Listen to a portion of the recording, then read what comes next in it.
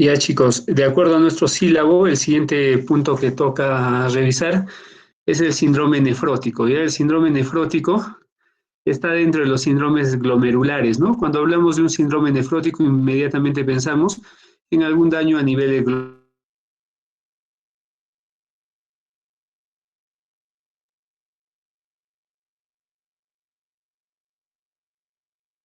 de enfermedades sistémicas que van a dañar este glomérulo.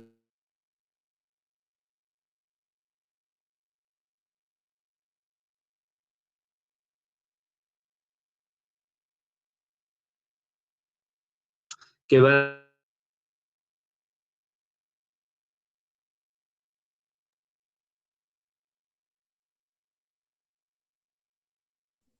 Doctor, se le escucha entrecortado.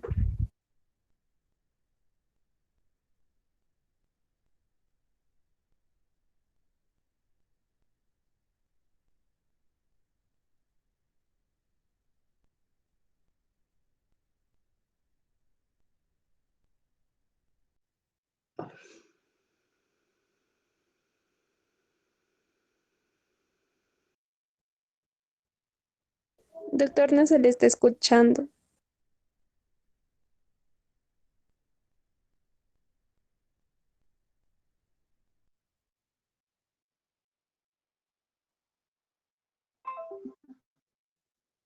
ya, ahora sí, ahora me escuchan.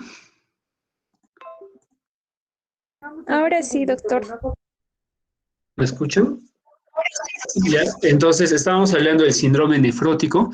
Entonces el síndrome nefrótico se relaciona o siempre va a estar relacionado a daño glomerular. Este daño glomerular pues, puede deberse a glomerulopatías primarias, pero también puede deberse a enfermedades sistémicas, ¿ya? Por ejemplo, la diabetes mellitus, que ahora es tan común cuando hacemos las clases de práctica, siempre tenemos un caso clínico de diabetes mellitus, justamente pues porque esta enfermedad, la diabetes, va a ser actualmente pues muy frecuente, ¿no?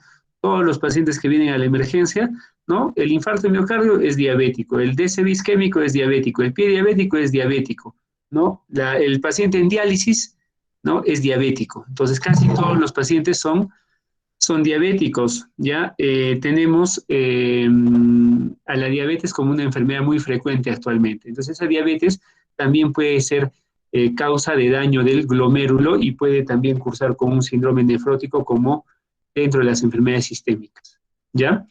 Y bueno, van a haber enfermedades primarias de los glomérulos que también van a poder cursar con síndrome nefrótico, ¿no? ¿Por qué se va a producir el síndrome nefrótico? Por aumento de la permeabilidad, ya aumento de la permeabilidad a nivel del glomérulo, ¿no? O sea, todo el fondo de esto es un problema a nivel glomerular, ¿no? A nivel de la pared del glomérulo, ¿no? Entonces, ¿qué cosa va a tener el paciente? Va a tener proteinuria masiva, va a tener disminución de la albúmina también. Entonces, son situaciones que va a poder tener el paciente, ¿ya? Justamente consecuencia de ese daño en la pared capilar glomerular. ¿Ya? También hay que tener en cuenta que se va a acompañar de grados variables de edema, hiperlipemia y lipiduria, ¿no? El paciente con síndrome nefrótico va a cursar con edema, ¿no? Edema va a ser un diagnóstico diferencial del síndrome edematoso, va a ser pues el síndrome nefrótico. El paciente también puede cursar con aumento de los lípidos, ¿no? Puede cursar con aumento de los lípidos. ¿Ya? ¿Qué más? Y con lípidos en la orina, ¿no? Entonces, se dan cuenta que este síndrome nefrótico va a ser un conjunto va a tener un conjunto de características, ¿no? Va a tener un conjunto de características, una proteinuria en exceso, ¿no? Mayor de 3,5 gramos por día, va a tener edema, va a tener hiperlipemia y va a tener lípidos en orina, ¿ya? Acá está, ¿no? Las características que tiene que tener este síndrome. Ahora, si tú lo sospechas, si digamos el paciente, alguna vez el paciente viene, digamos, por edemas de miembros inferiores y aparte también tiene, digamos, alguna alteración en la orina, tú pones síndrome de hematoso, descartar síndrome nefrótico, entonces tendrías que pedirle pues a este paciente el resto de características que te dan el diagnóstico de síndrome nefrótico, ¿no? Por ejemplo, una proteinuria mayor de 3.5 gramos en 24 horas, una hipoalbuminemia menor de 3.5 gramos por decilitro, edema, hipercolesterolemia y lipiduria. Entonces, básicamente el único signo que tú vas a encontrar en el examen clínico del paciente va a ser el edema, ¿no? Es lo único que te va a hacer sospechar en un síndrome nefrótico. Y desde ahí vas a tener que partir para poder buscar o para poder llegar a este diagnóstico, ¿ya? Entonces, la proteinuria va a ser mayor de 3.5 gramos en 24 horas en adultos, ¿no? Y en niños va a ser mayor de 40 miligramos por metro cuadrado de superficie corporal por hora, ¿ya? Y recuerden que tiene que estar acompañado pues, de hipoalbuminemia, hipercolesterolemia y edemas, ¿ya? Entonces, acá tenemos, ¿no?, los rangos que se usan en adultos y que se usan en niños. Hay que recordar que la membrana del glomérulo es muy compleja, ¿ya? Y va a tener una impermeabilidad, no va a dejar pasar casi en su totalidad la albúmina, ¿ya? Y proteínas de alto peso molecular, ¿no? Mayor de 40 kilodalton. Entonces eso hay que tener en cuenta, que en una persona sana, en una persona sin enfermedades, la membrana glomerular va a ser impermeable casi a todas las proteínas, incluida la albúmina y proteínas mayores de 40 kilodalton, o sea, proteínas de alto peso molecular. Va a haber una permeabilidad selectiva, ¿no?, que va a estar dada por el tamaño, la carga incluso, ¿no?, la configuración molecular entre las células epiteliales, los podocitos, los diafragmas de la hendidura, la membrana basal glomerular y los glucosaminoglicanos en la superficie de las fenestras propias del endotelio vascular del capilar glomerular, ¿no? Eso hay que recordar que el glomérulo, ¿no?, el glomérulo, aquí está el glomérulo, ¿no?, esta membrana glomerular va a estar formada pues por podocitos, membrana basal, ¿el endotelio de quién? De los vasos sanguíneos, ¿no? Habíamos dicho que el glomérulo es una red de vasos sanguíneos, ¿no? Entonces, la membrana va a estar pues formada por ese endotelio de los vasos sanguíneos, células mesangiales y matriz mesangial, ¿no? Esa membrana va a ser altamente selectiva a las proteínas, ¿no? No va a dejar que filtren proteínas de alto peso molecular como la albúmina, ¿ya? Entonces, ¿qué va a pasar si va a haber daño de alguno de estos? Lo que va a suceder es, se van a filtrar las proteínas, ¿no? Si hay daño de alguno de estos, se van a filtrar las proteínas y el paciente va a cursar pues con proteinuria, ¿ya? Entonces eso hay que tener en cuenta, ¿no? Entonces la pared del glomérulo, células endoteliales, membrana basal, células epiteliales viscerales, que van a evitar pues que las proteínas se filtren. Ya, entonces hay que tener en cuenta esto, ¿no? Células endoteliales, membrana basal glomerular, células epiteliales impiden el paso, también va a haber una carga, ¿no? Va a haber una carga que se va a evitar, ¿no? Proteínas con carga negativa, ¿no? Eh, Además del daño que puede haber en los componentes de la membrana del glomérulo, también va a haber una pérdida de la electronegatividad de la barrera de filtración glomerular, ¿no? Y bueno, lo que habíamos hablado de la alteración de la estructura de la membrana, que va a permitir pues la filtración de proteínas, ¿no? Como se va a perder proteínas, como se va a perder proteínas de alto peso molecular por la orina, lo que va a suceder es que van a disminuir, pues, disminuir las proteínas a nivel de la sangre, ¿no? Va a generar hipoalbuminemia, ¿no? Si se pierde de la albúmina sérica, pues, entonces el paciente va a cursar con hipoalbuminemia. Hipoalbuminemia. Ya puede ser otra característica que nos sugiera pues síndrome nefrótico. ¿Cómo se va a producir ese daño del glomérulo, no, de esa membrana glomerular? puede ser por una microangiopatía diabética o endoteliosis de la pared en la preeclampsia, ¿no? Las podocitopatías, esos podocitos que están ahí también pueden tener enfermedades, ¿no? Básicamente epiteliales viscerales, defectos genéticos del diafragma de la hendidura, como en el síndrome nefrótico congénito, ¿no? Raro, ¿no? Las patologías del colágeno que afectan a la membrana basal glomerular, por ejemplo, la enfermedad de Alport. ¿Ya? Entonces, va a haber diferentes formas, cómo se dañan. O sea, todos estos que forman esta membrana se pueden dañar de diferentes formas, ¿no? De diferentes formas. O por diferentes enfermedades. En relación a la patogenia, va a haber factores desencadenantes que van a condicionar este síndrome nefrótico. Por ejemplo, puede ser inmunológicos, ¿no? La inmunidad celular, humoral, los mediadores de la inflamación también pueden contribuir a este daño glomerular, cambios en el microambiente celular, trastornos metabólicos, alteración de la matriz extracelular y depósitos, ¿no? Factores hemodinámicos, puede ser, por ejemplo, una toxina, ¿no?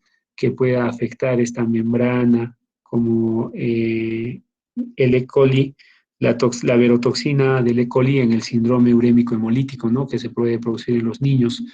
Puede haber también lesión de las células glomerulares. ¿Ya? Entonces, ¿qué es lo que va a haber? Va a haber aumento de la permeabilidad glomerular. Si aumenta la permeabilidad glomerular por algún daño en los componentes de la membrana glomerular, lo que va a haber es pérdida de proteínas en la orina. ¿Ya? Y el paciente, pues si hay pérdida de proteínas, ¿qué va a pasar? Habíamos dicho en la primera parte del curso, habíamos dicho que las proteínas que están dentro de los vasos sanguíneos, la albúmina que está dentro del vaso sanguíneo, ¿qué cosa hace? Jala agua dentro del vaso sanguíneo, ¿no? Es lo que se llama como presión oncótica, ¿no? La albúmina, las proteínas que están dentro de los vasos sanguíneos evitan que el agua salga hacia el extravascular, ¿no? Al intersticio. Entonces, si se pierden proteínas, ¿qué cosa va a haber? Edema, ¿no? Edema. Entonces, casi todo va a empezar con eso, ¿no? Con el daño glomerular, la pérdida de proteínas. Si no hay proteínas, también se pierde albúmina. Si se pierde albúmina, entonces no va a haber quien jale agua dentro del intravascular y eso va a generar edema. Ya va a generar edema. Ya que está la presión oncótica, plasmática, ¿no? Todo esto.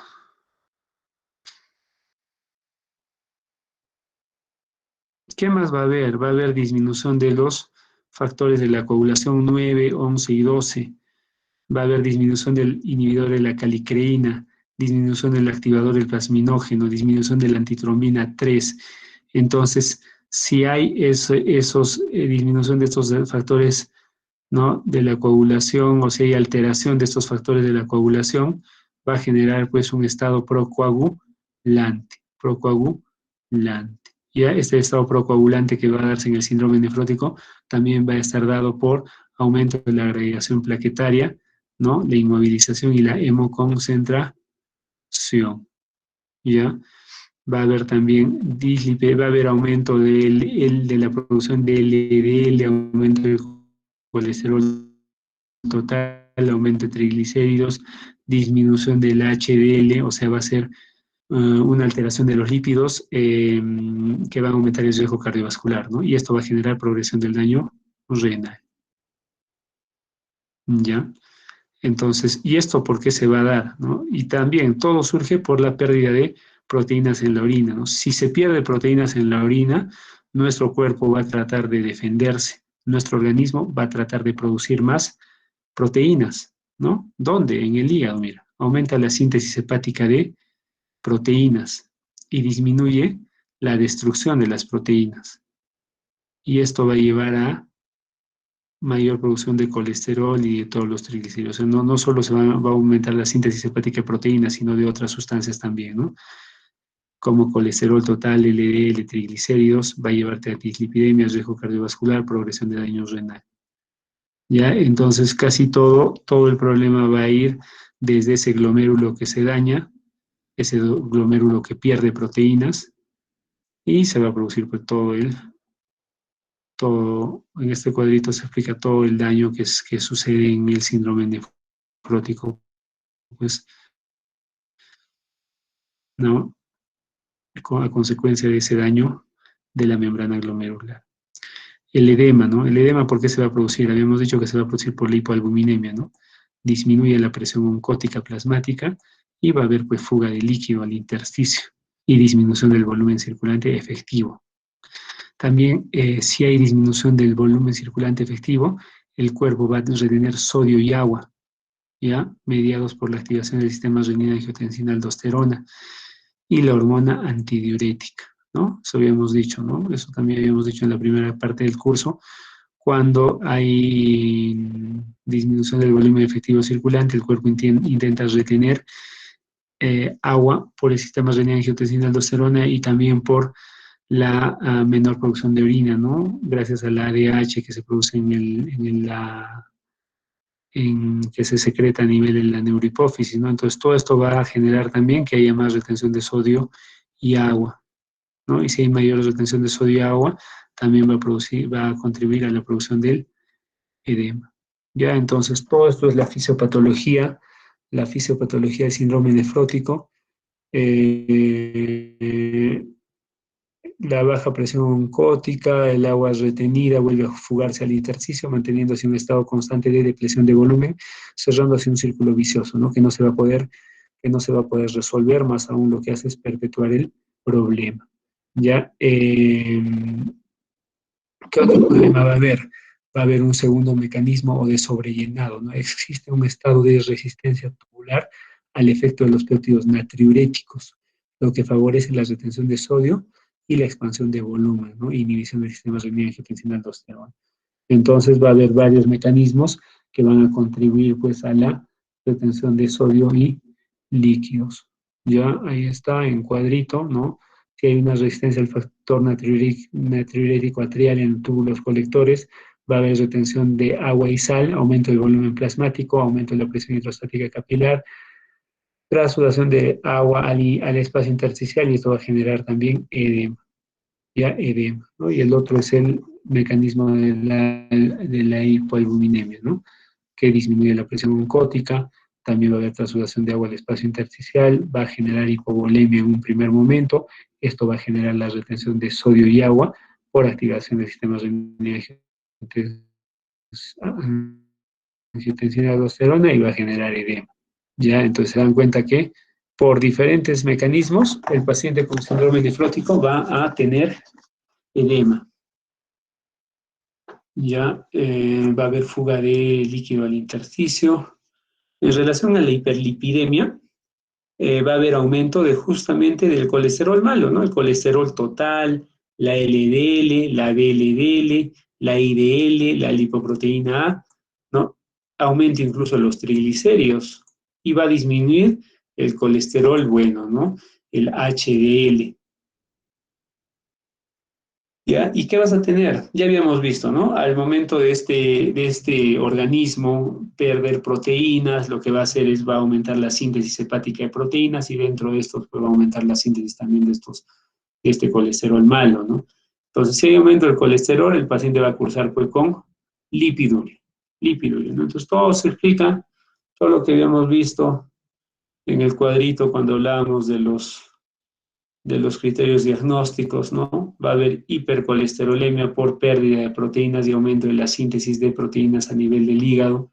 Si hay aumento de lípidos, entonces, ¿qué va a haber? Pérdida de lípidos, pues, pérdida de lípidos.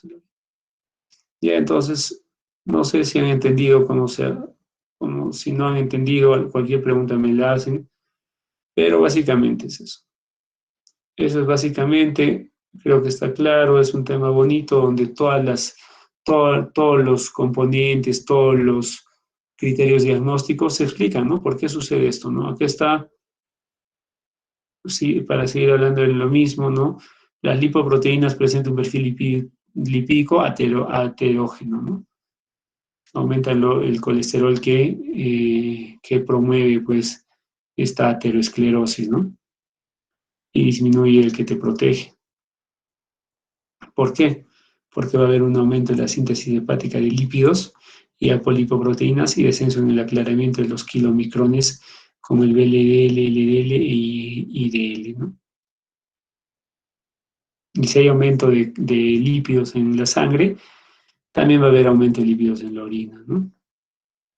Porque va a haber una alteración también del filtrado glomerular, va a haber aumento de la producción de lipoproteínas, eh, eh, disminución de la presión oncótica, descenso del aclaramiento de las VLDL y residuos del LDL, ¿no?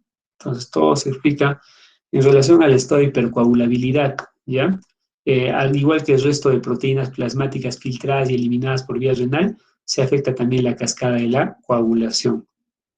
Y ya va a haber un desequilibrio entre los factores procoagulantes y anticoagulantes, debido a la filtración de antitrombina 3, factor de von Willebrand, entre otros, ¿no? Así como niveles elevados de fibrinógeno, porque este no se va a filtrar, ¿no? Debido a su peso molecular, no se filtra libremente, ¿no?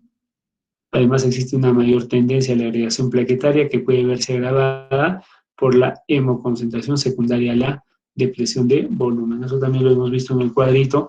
Entonces, finalmente, este paciente también va a tener un estado de hipercoagulabilidad. ¿Ya?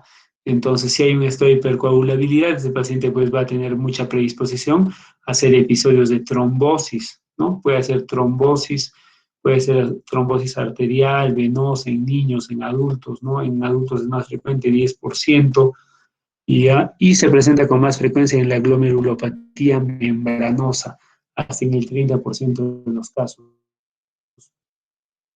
¿Y cuál sería el marcador, no? La albúmina sérica menor a 2 gramos por decilitro. ¿Ya? Entonces el marcador para que nos diga que este paciente puede realizar un evento trombótico, si es el que el paciente pues esté perdiendo bastantes proteínas, que ese glomérulo esté alterado y que también pues se pierdan esas proteínas que equilibran, que dan equilibrio, ¿no? Que equilibran los factores procoagulantes y anticoagulantes. Susceptibilidad a infecciones.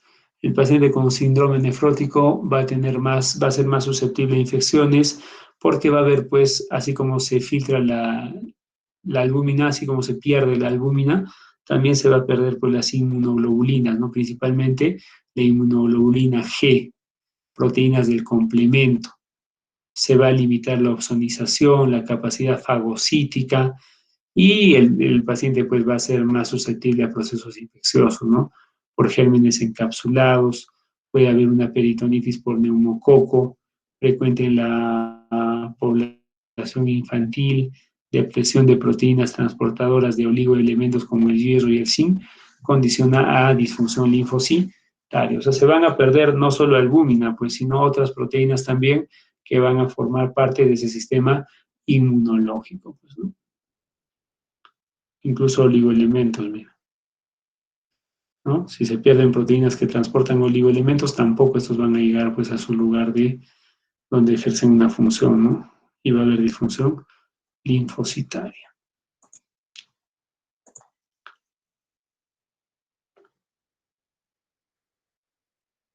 Entonces acá tenemos qué proteínas se van a alterar y a qué se va a asociar, ¿no? Se pierde albúmina, disminuye la albúmina, va a haber edemas, hiperlipidemia, descenso de anion gap, ¿no? Balance nitrogenado negativo, disminuye la inmunoglobulina G, inmunodeficiencia, infecciones, disminuyen los factores del complemento, déficit de opsonización bacteriana, alteraciones de proteínas del sistema hemostático, predisposición a trombosis, disminución de proteínas de transporte como la transferrina y el zinc, anemia microcítica, disgeusia, impotencia, ¿no? Impotencia, hipocalcemia, hiperparatiroidismo secundario, disminución de la eritropoyetina puede cursar con anemia. También la eritropoyetina puede perderse, ¿no? Entonces, es la fisiopatología, ¿no? ¿Por qué se produce cada una de las características del síndrome nefrótico? Ahora vamos a hablar un poco de la etiología. La etiología. En relación a la etiología, van a haber enfermedades propias del glomérulo que van a cursar con síndrome nefrótico. Por ejemplo, la glomerulonefritis de cambios mínimos, la glomerulonefritis esclerosante y focal, la glomerulonefritis membranosa, membranoproliferativa, la mesangial por IgA, la nefropatía por C1Q, la nefropatía por IgM. ¿Ya? Entonces, estos son problemas primarios, problemas propios de esa zona, o sea, del glomérulo, ¿no? Que van a alterarse, ¿no? Generalmente son autoinmunes, ¿ya? Y van a generar, pues, el síndrome, o van a cursar con síndrome nefrótico, ¿no? Entonces, cuando tenemos un paciente con edema, hiperlipidemia, lipiduria, proteinuria mayor de 3,5 gramos, ¿no? Hay que plantearse este diagnóstico diferencial, ¿no? Entonces, cuando hablamos en la parte práctica, pacientes que cursan con síndrome hematoso, pensamos en síndrome nefrótico, hacemos un plan de trabajo, pedimos lípidos en orina, pedimos perfil lipídico, pedimos proteinuria en orina de 24 horas, llegamos al diagnóstico de síndrome nefrótico, ahí nuevamente hay que plantearse este diagnóstico diferencial, ¿no? Descartar el glomerulonefritis de cambios mínimos, descartar esto, descartar todos estos, ¿no? Y básicamente en la mayoría de estos el diagnóstico va a darte una biopsia, ¿no? Una biopsia renal, ¿no? Poner al microscopio el tejido renal y ver pues cuál de estos es el que tiene el paciente, ¿no? ¿Qué más? Recordar que la de cambios mínimos es la más frecuente en niños, ¿ya? La de cambios mínimos es la más frecuente en niños, la membranosa es la más frecuente en adultos, Y ahí las otras pueden darse en cualquiera, ¿no? Entonces, eso no olvidar, cambios mínimos en niños y membranosa en adultos. Eso es en relación a la glomerulonefritis primaria, ¿no? Las que se producen por daño a nivel del glomérulo. Pero van a haber enfermedades sistémicas, enfermedades metabólicas, genético-familiares, enfermedades infecciosas, neoplasias, fármacos, ¿no? Y otras situaciones que también van a poder cursar con síndrome nefrótico y darte daño glomerular. Por ejemplo, en enfermedades sistémicas tenemos el lupus eritematoso sistémico, la enfermedad mixta del tejido conectivo, el síndrome Goodpasteur, la vasculitis, la dermatitis herpetiforme, la lipodistrofia parcial, la sarcoidosis, la dermatomiositis, la artritis reumatoide, la púrpura de Schoenhofen, la crioglobulinemia, la colitis ulcerosa, el síndrome de Sjögren, enfermedades metabólicas y genético-familiares como la diabetes, la enfermedad de Graves-Basedow, el síndrome de Alport, este más raro, ¿no? Síndrome de uña rótula, déficit de alfa-1 síndrome nefrótico congénito, amiloidosis, hipotiroidismo, la enfermedad de Fabry, la cistinosis, la anemia de células falciformes, el síndrome nefrótico familiar. Van a haber infecciones bacterianas, víricas y otro tipo de infecciones que también pueden cursar con síndrome nefrótico y daño glomerular, ¿no? Las neoplasias, tumores sólidos, linfomas, leucemias, los fármacos, ¿no? El mercurio, probenecid, heroína, rifampicina, pacientes con tuberculosis que de pronto usan rifampicina y de pronto vienen al hospital por un síndrome de hematoso, proteinuria en rango nefrótico, entonces hay que pensar en un daño glomerular por rifampicina, ¿no? Inmediatamente al paciente con tuberculosis se le hace un esquema individual, ¿no? Individual. Se saca la rifampicina y se empieza pues a trabajar con el paciente de forma individual. Interferón gamma, sales de oro, alfa, sales de oro, captopril, litio, warfarina, penicilamina, los AINES también, miren, los AINES que los pacientes toman muy frecuentemente, ¿no? Naproxeno, ibuprofeno, contrastes yodados, ¿no? A veces el paciente viene a la emergencia, quiero que me hagan mi tomografía con contraste. No, entonces hay que tener cuidado, ¿no? Hay que tener cuidado porque el paciente puede terminar con un síndrome nefrótico, puede terminar en diálisis, ¿no? Entonces, siempre hay que tener cuidado, ¿no? Entonces, mejor agarramos, ¿no? ¿Sabe qué? Vamos a pedir algunos estudios, urea, creatinina, ¿no?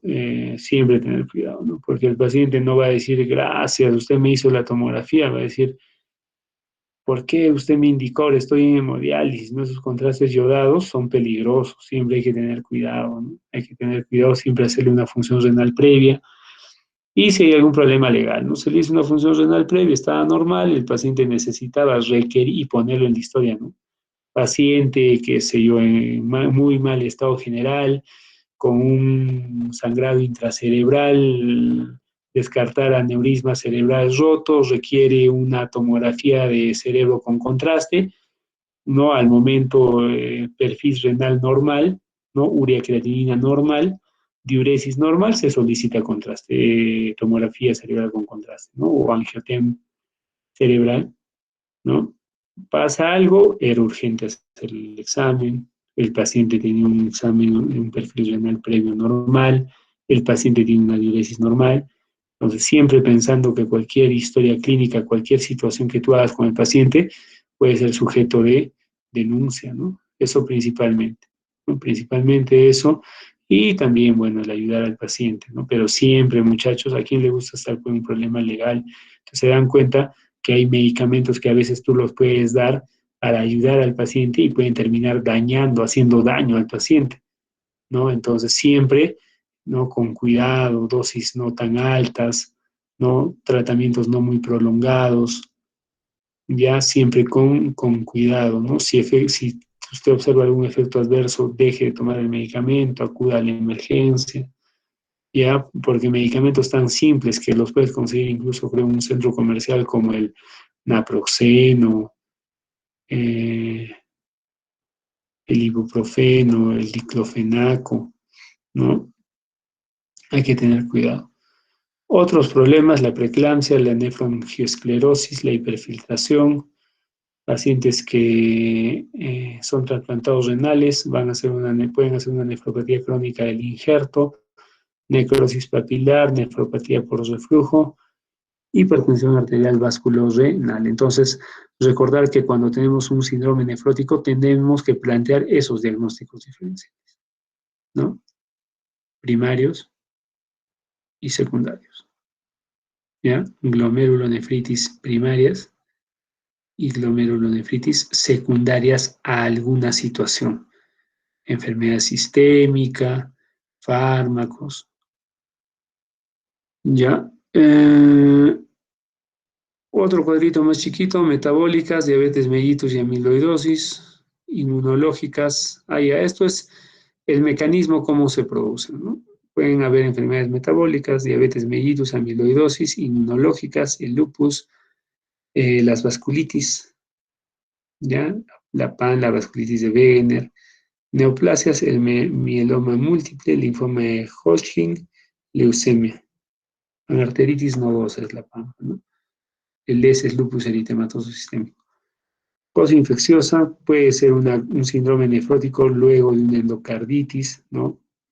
Una hepatitis B, una hepatitis C, ya eso más o menos veíamos en, en nuestros casos clínicos, ¿no? Un síndrome nefrótico posterior a una endocarditis, ¿no? HIV, malaria, sífilis, ¿no? Puede venir el paciente con un síndrome nefrótico, ¿no? Un síndrome nefrótico, ¿no? Viene por edemas, le hace su proteinuria mayor de 3.5, perfil lipídico alterado, hipercolesterolemia, ¿no? Lípidos en orina, lipiduria, ¿no? Entonces, agarras, piensas en todo esto, le haces todos los exámenes, todo sale negativo, le haces un ELISA positivo.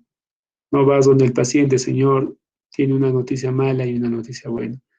¿Cuál es la noticia buena, doctor? Usted tiene un síndrome nefrótico. Uy, qué grave.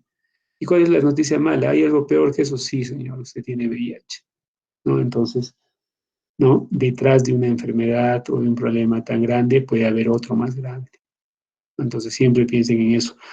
Esta es una de las enfermedades, uno de los problemas que no queda ahí, pues, ¿no? O sea, tú haces el diagnóstico, síndrome de hematoso, descartar síndrome nefrótico, haces el plan de trabajo, diagnosticas síndrome nefrótico y tienes que plantearte otros diagnósticos diferenciales, volver a replantear los diagnósticos diferenciales y empezar a pedir exámenes para cada uno de estos, ¿no? Ahí ya puede ser diabetes, ya, pues, ¿no? Tiene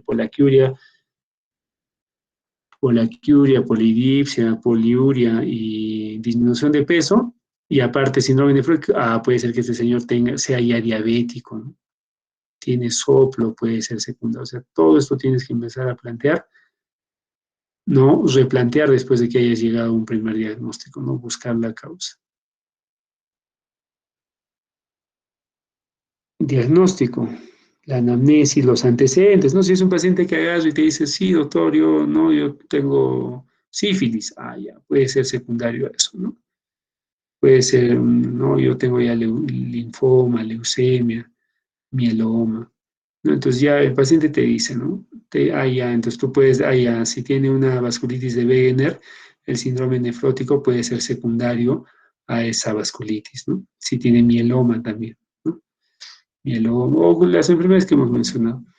Entonces, el examen físico también va a importar bastante. Por eso hemos hablado ya del cansancio, la historia clínica, ¿no? Los antecedentes, la anamnesis, el examen físico es lo que debe enfocar al paciente que vas a manejar, ¿no? Imagínate porque le pidas exámenes para todo. Pues, tienes síndrome nefrótico, pues hagas un examen para todo esto. No, pues tienes que dirigirlo. Si es un paciente con debilidad muscular, con lesiones en la piel y síndrome nefrótico, pensarás pues en un síndrome nefrótico secundario, una dermatomiositis, y harás un plan de trabajo, ¿no? Pedirás de repente enzimas musculares.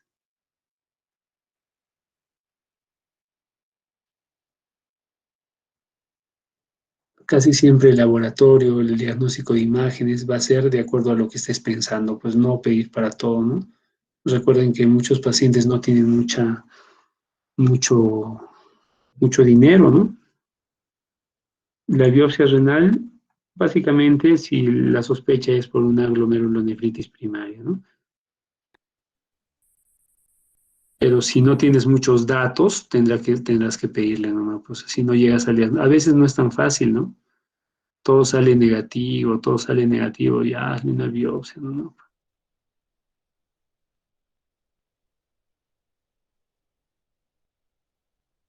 Un cuadrito bonito, ¿no?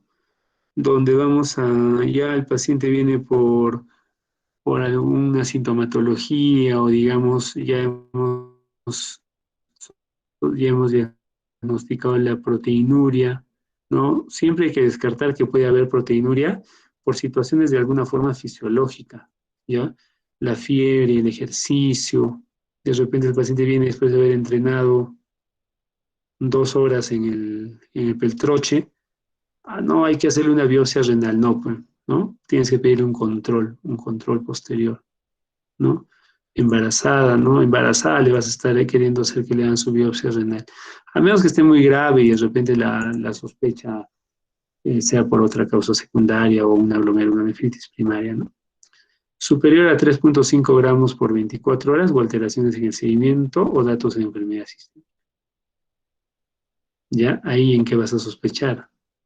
En las glomerulonefritis primarias que hemos hablado y en las secundarias que hemos hablado, ¿no? Pues es el síndrome nefrótico ya, ¿no?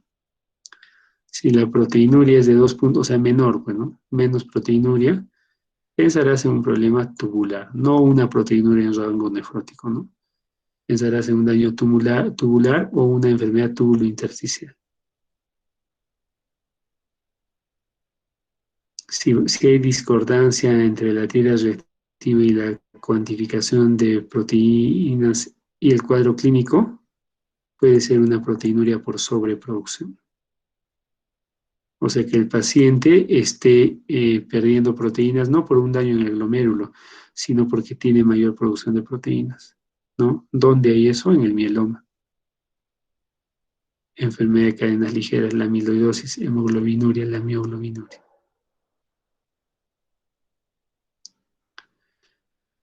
¿A quién le vas a pedir biopsia renal? Cuando ya veas pues, que el paciente, ¿no? Has pensado en infecciones y no era infecciones. Has pensado en diabetes, en otra enfermedad metabólica, no era eso. ¿no? Has pensado en que, no sé, el paciente, consume heroína, no, no consumo, ¿no? Entonces ya has descartado todo, todas las secundarias y ya, pues, ¿no? Que le hagan su biopsia, ¿ya? O si también ya le estás dando tratamiento y el paciente va a responder o no va a responder a los corticoides, ya, básicamente eso. ¿Ya? O sea, que ya tengas el diagnóstico y de pronto, pues, o pienses, ¿no? A veces no le vas a poder hacer la biopsia, ¿no? Y de pronto por frecuencia dices, pues, allá, en adultos la más frecuente es la membranosa. Iniciemos el esquema de tratamiento para glomerulonefritis membranosa. Y de pronto te das cuenta, pues, que esta no responde, no responde a los corticoides.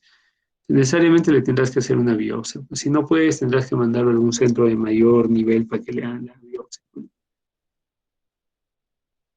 Ahí está, tratamiento específico de la causa del síndrome nefrótico, ¿no? Tendrás que disminuir la ingesta de sodio. Recuerda que ese paciente hace edemas, retiene sodio y retiene agua. Restricción de la ingesta de agua. Medidas posturales de cúbito supino, sedestación con piernas levantadas. Para los edemas, básicamente vendas elásticas.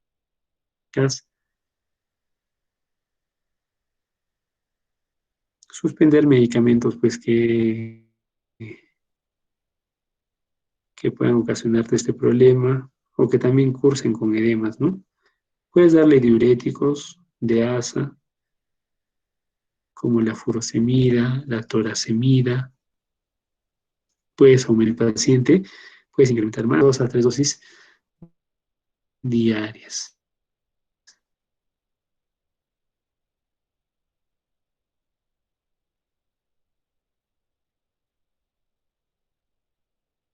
Ya puedes asociar tiacidas, básicamente para poder perder líquidos, ¿no? Que disminuye los edemas.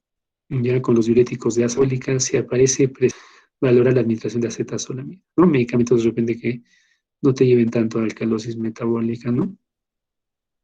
Para disminuir la proteinuria, vas a tener que disminuir la cantidad de proteínas que le das en la dieta, pues. Puedes darle inhibidores de la enzima conversora de angiotensina, antagonistas de receptores de angiotensina 2 y siempre ver la presión arterial, pues, porque estos son antihipertensivos, ¿no? No se le vaya a bajar. Anasarca refractaria e incapacitante. Ya si tiene mucho edema, puedes darle diuréticos endovenosos, ¿no? Puedes darle albúmina, pero tiene indicaciones también la albúmina, ¿no?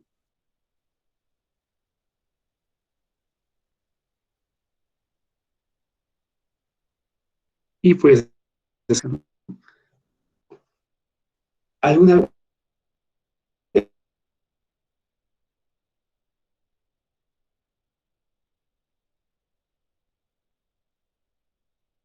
esas son las medidas generales, ¿no? ¿Alguna pregunta, chicos? ¿Alguna duda? ¿Algo que no haya quedado claro?